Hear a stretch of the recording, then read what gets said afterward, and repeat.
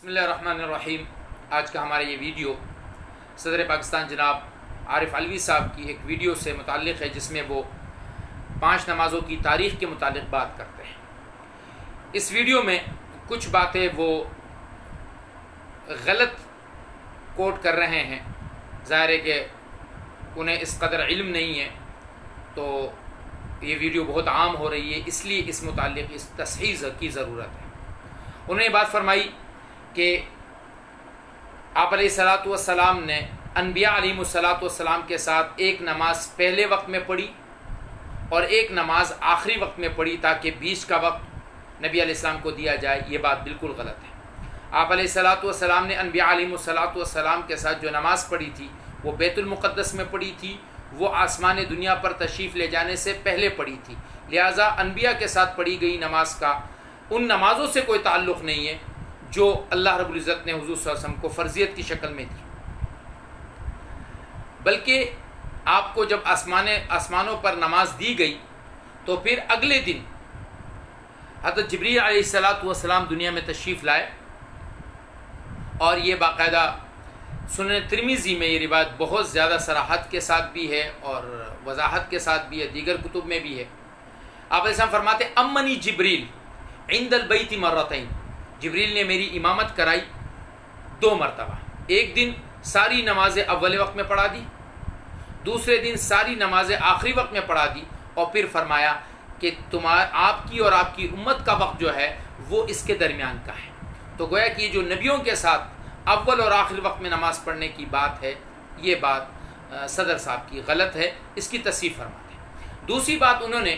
انبیاء علیہ الصلاۃ والسلام کے نمازوں کے پڑھنے کے متعلق فرماتے ہوئے یہ کہتے ہیں کہ مجھے نہیں معلوم تھا کہ نماز کیسے فرض ہوئی، گویا کہ وہ نبیوں کی نمازوں کے پڑھنے کو وہ فرضیت قرار دے رہے ہیں۔ یہ بھی بات غلط ہے، بلکہ نماز تو آسمان پر معراج میں فرض ہوئی، 50 فرض ہوئی، پھر گھٹتے گھٹتے وہ 5 رہ گئی، لہٰذا فرضیت معراج کی رات ہوئی ہے، اس کا بھی نبیوں سے کوئی تعلق نہیں۔ تیسری بات، انبیاء علیہ الصلاۃ والسلام نے کون سی نماز پڑھی ہے، یہ بات کسی بھی صحیح روایت میں نہیں ہے، بلکہ یہ اسرائیلیات کی کتابوں میں اور روایات میں بات موجود ہے، اور مختلف نمازوں کو مختلف نبیوں کے ساتھ جوڑا گیا ہے، لہٰذا اس کو صحیح یا غلط نہیں کہا جا سکتا ہے۔ میرے سامنے جو اس وقت ایک تحقیق ہے، اس کے متعلق فجر کی نماز حضرت آدم علیہ السلام نے پڑھی ہے، ظہر کی نماز داؤد علیہ السلام نے توبے کی قبولیت پر پڑھی، آدم علیہ السلام کی توبہ قبول ہوئی تو انہوں نے فجر پڑھی،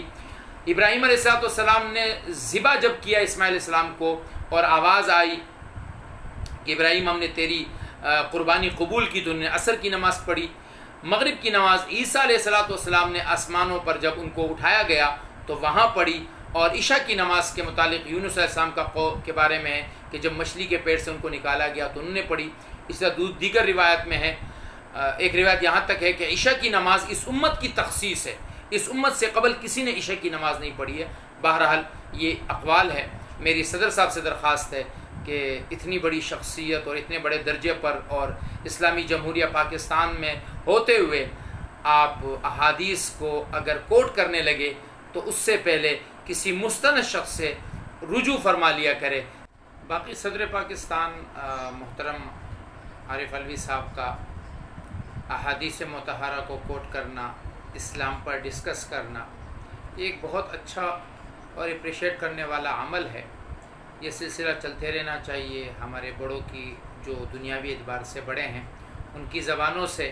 ایسی باتیں آتی رہنی چاہیے، تاکہ امت کو اور اس قوم کو یہ پتہ چلے کہ ہمارا اصل ماخذ، ہمارا اصل جو مرجع ہے وہ قرآن و حدیث ہے۔ اللہ رب العزت ہمیں صحیح دین کو سمجھنے، سمجھانے اور اس پر عمل کرنے کی توفیق نصیب فرمائے۔